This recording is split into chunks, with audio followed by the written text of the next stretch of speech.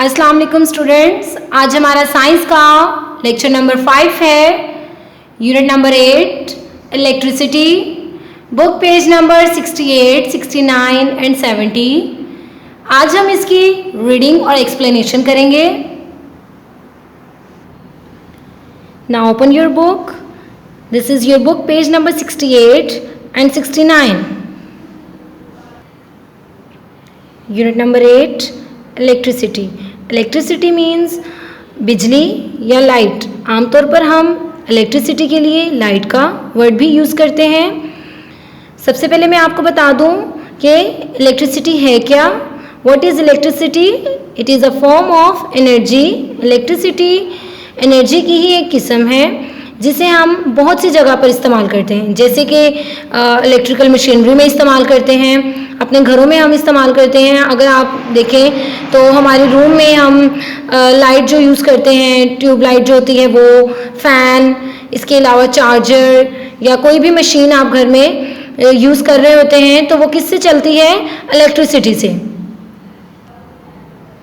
Students, electricity हमारे लिए बहुत ज़्यादा यूज़फुल है, जिसे हम अपनी डेली रूटीन, डेली लाइफ में यूज़ करते हैं। इलेक्ट्रिसिटी की मदद से ही तो हम अपनी घर में कोई भी मशीनरी इस्तेमाल कर पाते हैं। इलेक्ट्रिसिटी यूज़फुल होने के साथ साथ हमारे लिए ख़तरनाक भी हो सकती है, क्योंकि अगर हम ध्यान से कोई भी स्विच नहीं लगाएंगे तो हमें इलेक्ट्रिक शॉक लग सकता है, जिससे हमें नुकसान हो सकता है।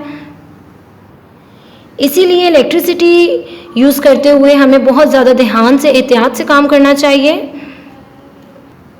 Now we are going to start our reading. Electricity that moves along a wire is called an electric current. कि वो इलेक्ट्रिसिटी जो कि वायर्स यानी तारों के ज़रिए तारों में हरकत करती है उसे हम इलेक्ट्रिक करंट कहते हैं। An electric current और इलेक्ट्रिक करंट कैन फ्लो, बहता है, फ्लो करता है ओनली थ्रू सर्टेन मटीरियल्स, कुछ ख़ास मवाद के ज़रिए। इलेक्ट्रिक करंट कहीं भी, किसी भी वायर में कुछ मटीरियल्स होते हैं जिनके थ्रू फ्लो करता है। Do you remember? क्या आपको याद है? Main electricity is produced in a power station, कि जो मेन इलेक्ट्रिसिटी है वो पावर स्टेशंस में बनाई जाती है, पैदा की जाती है। It is brought to our homes, ये हमारे घरों तक लाई जाती है थ्रू थिक वायर्स, मोटी तारों के ज़रिए, कॉल्ड केबल्स, जिन्हें हम केबल कहते हैं। यानी स्टूडेंट्स, इलेक्ट्रिसिटी को पावर स्टेशंस में बनाया जाता है और फिर केबल्स के थ्रू वो हमारे घरों तक पहुंचाई जाती है। कंडक्टर्स एंड इंसुलेटर्स, मौसल और गैर मौसल। सम मटीरियल्स, कुछ मवाद या कुछ अशिया, लाइक मेटल एंड वाटर, जैसे धात और पानी, let electric current flow through them easily, electric current को अपने में से आसानी से गुजरने देते हैं। दे आर कॉल्ड कंडक्टर्स, इन्हें हम कंडक्टर्स या मौसल कहते हैं। वो चीज़ें जिनमें से स्टूडेंट्स करंट इजीली पास हो जाता है उसे हम कंडक्टर्स कहते हैं, जैसे कि वाटर था और मेटल, धात की चीज़ें और पानी। अदर मटीरियल्स, दूसरे मवाद या दूसरी अशिया, लाइक जैसे रबर एंड वुड, रबर और लकड़ी, do not let electric current flow through them, electric current को गुजरने नहीं देते, अपने में से गुजरने नहीं देते। दे आर कॉल्ड इंसुलेटर्स, इन्हें हम इंसुलेटर्स या गैर मौसल कहते हैं।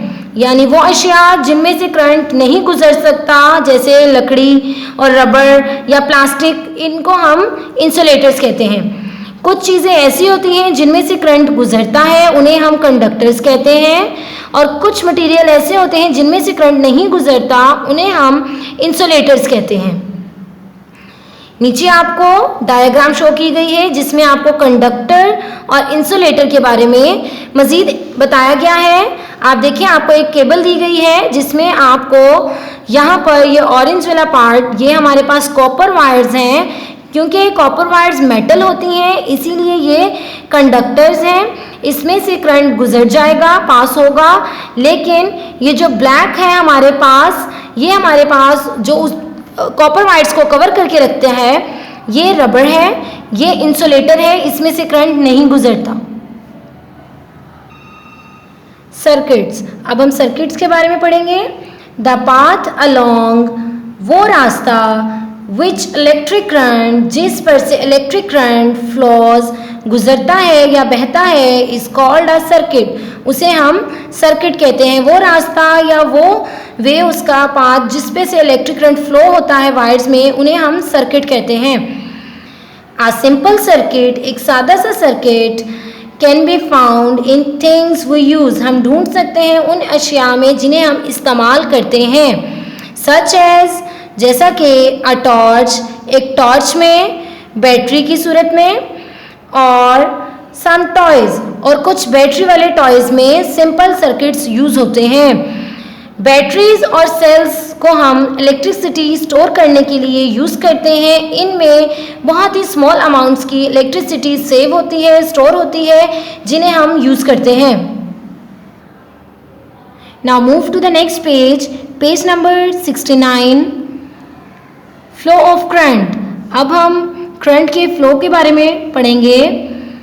अ circuit needs a power source energy, एक सर्किट को पावर सोर्स यानी एनर्जी की ज़रूरत होती है।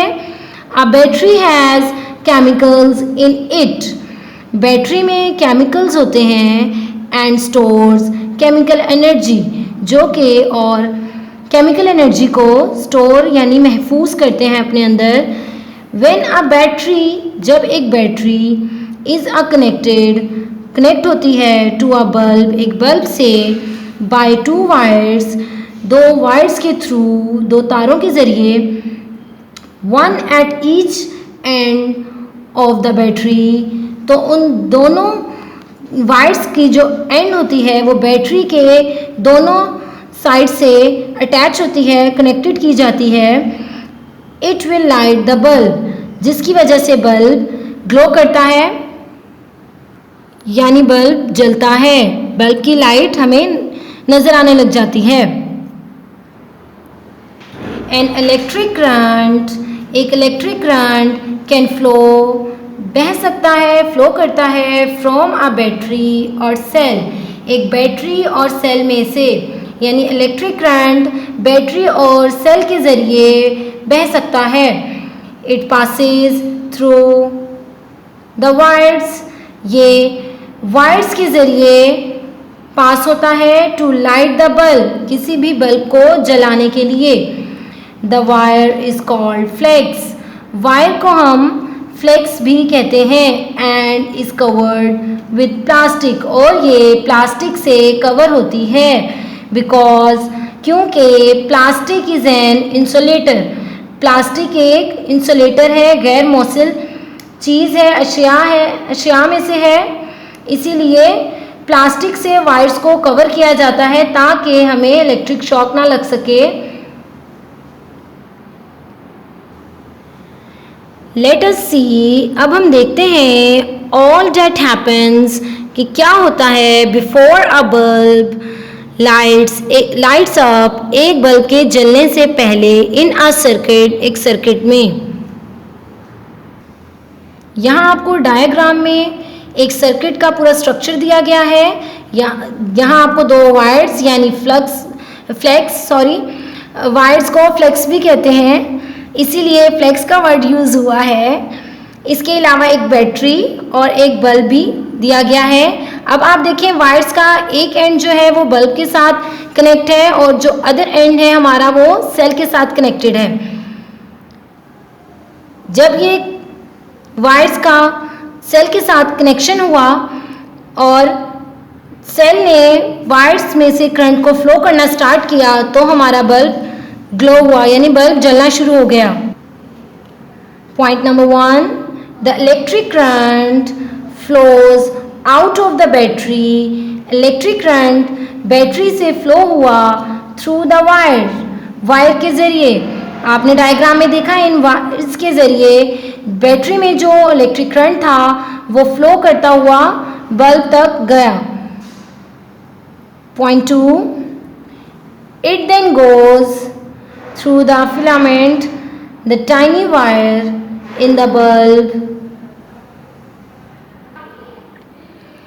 फिर ये एक वायर से बल्ब के फिलामेंट जो कि बल्ब के अंदर छोटी सी वायर्स हैं उसमें गया, and then through the second wire, और फिर दूसरी वायर से भी फिलामेंट तक करंट फ्लो किया।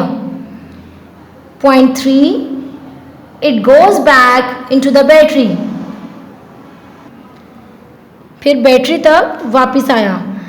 This is a complete circuit, ये आपका कंप्लीट सर्किट है। That allows the electric current to flow, जो कि इलेक्ट्रिक करंट को फ्लो करना देता है। इसका मतलब है कि अगर सर्किट कंप्लीट होगा तभी करंट फ्लो कर सकता है, अगर हमारा सर्किट कंप्लीट नहीं होगा तो करंट फ्लो नहीं करेगा। A complete circuit is needed for an electric current to flow. Electric current को फ्लो करने के लिए एक मुकम्मल सर्किट की ज़रूरत होती है। Electricity can not jump across a gap. Electricity किसी भी गैप से पास नहीं हो सकती। अगर कोई गैप होगा तो इलेक्ट्रिसिटी वहीं पर रुक जाएगी, उससे आगे वो पास नहीं होगी। इसका मतलब अगर हमारे सर्किट में कहीं पर भी कोई खला यानी गैप आ जाए तो हमारा करंट जंप नहीं कर सकता, आगे मूव नहीं कर सकता। अगर देयर इज़ अ गैप, कोई खला हो इन द सर्किट, अगर सर्किट में कोई खला हो, the bulb will not light up, तो बल्ब नहीं जलेगा। A complete circuit is always closed, एक मुकम्मल सर्किट हमेशा बंद होता है। With no gaps in between, उनमें कोई भी खला, कोई भी गैप नहीं होता। एक मुकम्मल सर्किट में अगर कोई गैप नहीं होगा तभी हमारा बल्ब ग्लो करेगा, और अगर सर्किट में कहीं भी कोई गैप आ जाता है तो हमारा सर्किट इनकम्प्लीट हो जाता है, जिसकी वजह से बल्ब लाइट अप नहीं होता। एक कंप्लीट सर्किट हमेशा बंद होता है, क्लोज होता है, उसमें कोई भी गैप नहीं होता। The current flows out, current बहता है, फ्लो करता है through one end of the battery, battery के एक एंड के ज़रिए, एंड फ्लोज बैक, और वापस बहता है in through the other and, और बैटरी के दूसरे एंड पर वापस आ जाता है। सो द लूप और चेन इज कंप्लीटेड, इसलिए लूप या चेन मुकम्मल हो जाती है। जब चेन कंप्लीट हो जाएगी तो हम इसे कंप्लीट सर्किट कहेंगे, और अगर चेन कंप्लीट नहीं होगी तो ये हमारा इनकम्प्लीट सर्किट होगा। Now turn your page, book page number 70। Discuss and answer. Look at this picture, इस पिक्चर को देखें। डू यू थिंक, क्या आपको लगता है दिस बल्ब, ये बल्ब विल लाइट अप, ये बल्ब रोशन होता है, हो सकता है। स्टूडेंट्स, हमने चैप्टर की रीडिंग कंप्लीट की है। मैंने आपको उसमें electricity, circuits, insulator, conductors, complete और इनकम्प्लीट सर्किट के बारे में बताया है। अब आपने इस डायग्राम को देखना है और फिर आपने अपने पेरेंट्स के साथ बैठकर इसको डिस्कस करना है कि क्या ये बल्ब लाइट अप होगा या नहीं। पेज नंबर 70 पर आपको कॉन्सेप्ट चेक दिया गया है। Label the parts on this picture of a circuit. इस पिक्चर के पार्ट्स को आपने लेबल करना है। आपको एक वर्ड बैंक दिया गया है, battery, filament, bulb and flex. इन वर्ड्स को आपने सिलेक्ट करना है और इन बॉक्सेस में आपने इसको लिखना है। ये आपका होम टास्क है। हमने पीछे चैप्टर में इस सर्किट को ब्रीफली डिस्कस किया है। आप इसको अच्छे से वहाँ से रीड करके यहाँ सॉल्व कर सकते हैं। उम्मीद करती हूँ आपको मेरा लेक्चर अच्छे से समझ आया होगा। हमारा ये चैप्टर कंप्लीट हो चुका है। Thank you students. अल्लाह हाफिज़।